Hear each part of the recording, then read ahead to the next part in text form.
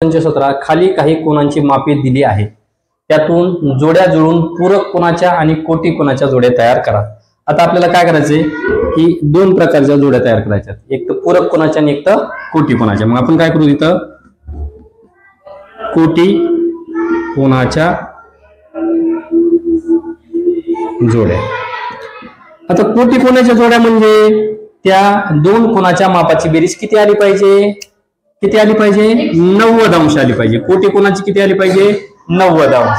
आणि पूरक कोनाची किती आली पाहिजे, 180 अंश। आता मग ह्याच्यामध्ये असे दोन कोणते कोणते कोन आहेत की त्या दोघांच्या मापाची बेरीज 90 आली पाहिजे, आपण हुडकू। पहिल्यांदा बघा बरं, माप कोन बी किती मापाचा आहे रे, 60 अंशाची। ह्याची पुन्हा बरोबर जोडी लागल, दोघांची बेरीज किती आली पाहिजे, 90 आली पाहिजे। हे 60 मग दुसरा कितीचा असायला पाहिजे, 30चा। 60 आणि 30 90, ह्याची जोडी लावायची। मग आपण असं सरळ बाण करू, पुन्हा बरोबर माप कोन n बरोबर आहे का, बी आणि n हे 60 आणि हे 30 90 झाली। 2 नंबरला बघू आता माप कोन y किती आहे, माप कोन y बरोबर 90 आहे। मग ह्याची जोडी कोणा बरोबर लागेल सांगा बरं, दोघांची बेरीज किती आली पाहिजे, 90। कोणा बरोबर, माप कोन e बरोबर आहे, माप कोन e बरोबर। ठीक आहे।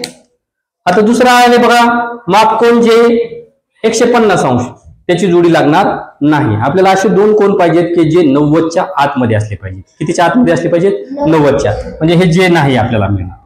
पुन्हा माप कोन डी, कुठे माप कोन डी किती मापाचा आहे, 75 अंश। पुन्हा बरोबर जोडी लागेल त्याची माप कोन एफ। ठीक आहे, झालं। आता हे झालं कोटी कोनाच्या जोड्या। आता कोणत्या लावायच्यात आपल्याला, पूरक कोनाच्या।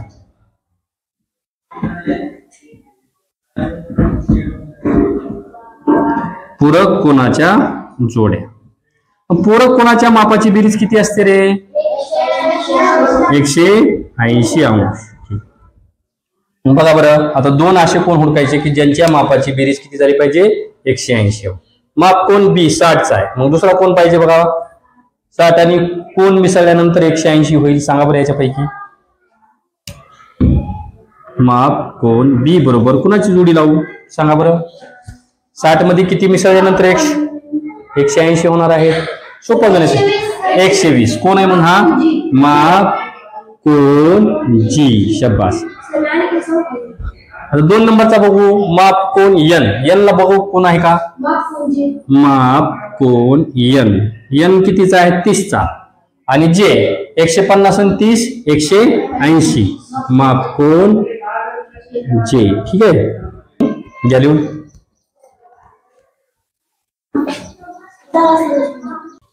सराव संच 17 मधलं तिसरं गणित आहे, त्रिकोण XYZ मध्ये माप कोन y बरोबर 90 अंश।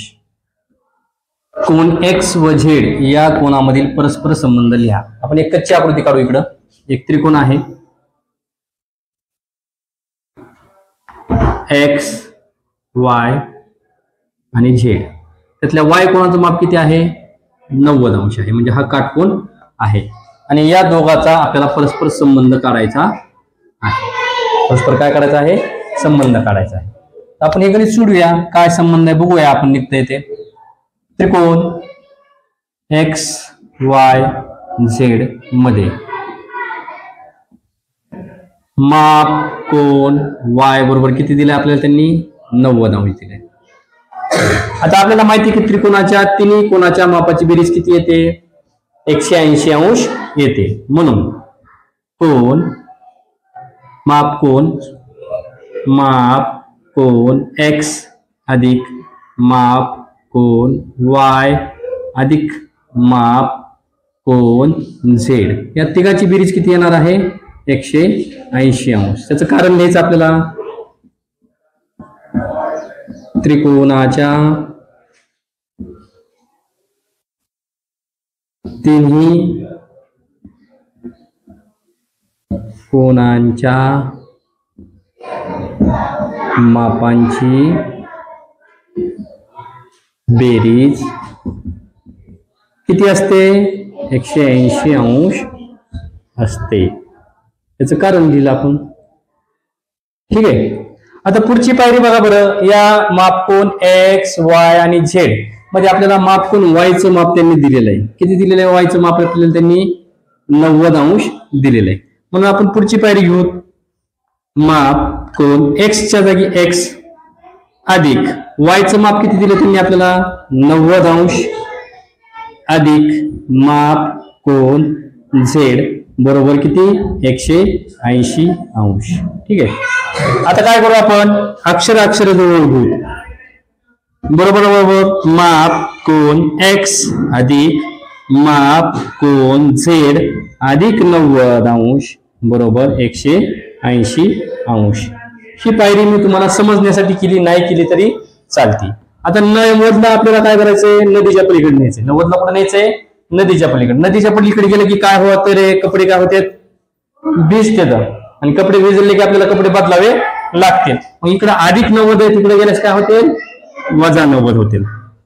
माप कोन एक्स अधिक माप कोन झेड बरोबर 180 वजा 90. हे 90 आपण काय केले इकडे पुढे घेतले. पुढची पायरी बरोबर माप कोन एक्स अधिक माप कोन झेड बरोबर 180 मधून 90 गेले खाली किती उरले 90 अंश. म्हणजे या दोन कोणाची मापाची जर बेरीज केली आपण तर ती किती येते 90 अंश. आणि कोणत्या दोन कोणाच्या मापाची बेरीज 90 येत असते तर जे परस्पराचे कसले कोण आहेत कोटी कोण आहेत. म्हणजेच आपल्याला म्हणता येईल म्हणून माप कोन एक्स व माप कोन झेड यांचा परस्पर संबंध काय आहे तर ते परस्परांचे कसले कोण आहेत कोटी कोण आहेत.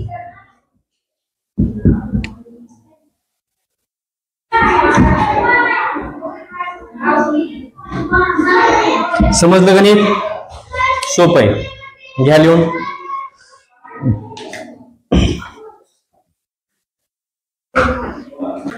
ज्या दोन कोणाच्या मापाची बेरीज किती यायला पाहिजे 90 अंश आहे. त्यांनी सांगितलं की दोन कोटी कोण आहेत आणि त्या दोन कोटी कोणाच्या मापाची जर फरक काढला दोघाचा फरक काढला तर तो 40 येते. समजा एक जर कोटी कोण 20 चा असेल तर त्याच्यात 40चा फरक म्हणजे असा 60 चा असला पाहिजे. असा 60 आणि 20. तर आपल्याला दोन्ही असे कोण पाहिजेत की ज्यांच्या दोघाच्या मापाची बेरीज किती आली पाहिजे 90 आली पाहिजे आणि त्या दोघांमध्ये फरक किती आला पाहिजे 40चा आला पाहिजे. मग आपल्याला गणित करायचंय बघा. मग काय करू आपण समजा म्हणू आपण काय म्हणू समजा कोटी कोणात किती कोण असते तर 2. पहिल्या कोणाचं समजा पहिल्या कोणाचे माप x अंश मानू. किती x अंश मानू. म्हणून दुसऱ्या कोणाचे माप त्या दोघांमध्ये कितीचा फरक आहे 40चा. म्हणजे ह्याच्यापेक्षा 40 न मोठा असला पाहिजे x अधिक 40 अंश. हे पहिल्या कोणाचं माप आणि दुसऱ्या कोणाचं माप x अधिक 40 अंश माप. लक्षात आलं. आता आपण काय करू ह्या दोन कोणाच्या मापाची बेरीज करू. मग दोघांच्या जर मापाची बेरीज केली तर ती किती यायला पाहिजे 90 अंश. म्हणून x अधिक 40 बरोबर किती येते 90 अंश. x म्हणजे हा कोण घेतला इथं आणि हे दुसरा कोण. या दोघांच्या मापाची बेरीज किती आली पाहिजे 90 अंश आली पाहिजे. आता काय करू आपण अक्षर जवळ घेऊ. कोण कोण आहेत अक्षर x काय आलं मग 2x अधिक 40 बरोबर 90.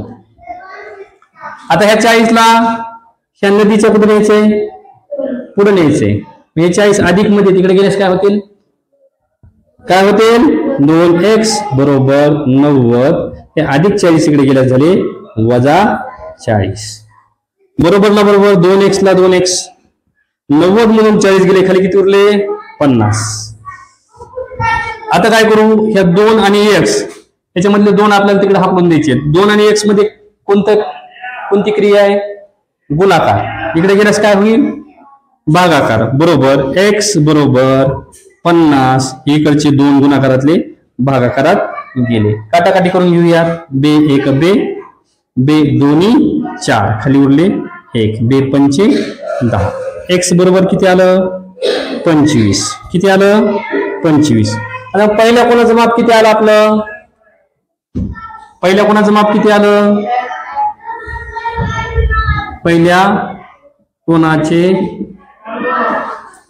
माप आपण किती धरलं होतं? एक्स धरलं होतं. मग ते किती आलं? 25 अंश आलं. आता दुसऱ्या कोणाचं माप कसं धरलं होतं आपण? एक्स अधिक 40. दुसऱ्या कोणाचे माप बरोबर एक्स अधिक 40. मग एक्सचं किती माप आहे? 25 अधिक 40. या दोघांची बेरीज करा. 5 6 65 आणि 5 70 80 आणि 90. या दोघांच्या मापाची बेरीज किती येणार? 90 येणार. म्हणजे पहिल्या कोणाचं माप आलं 25 आणि दुसऱ्या कोणाचं माप आलं 65 अंश. आलं? लक्षात आलं? तर त्या कोणाचे मापे काढा. लक्षात आलं? पहिल्या कोणाचं माप आलं 25 आणि दुसऱ्या कोणाचं माप आलं 65 अंश. सोपं आहे का? समजलं का? घ्या लिहून. पडलास का बंद बाबा? चालेल.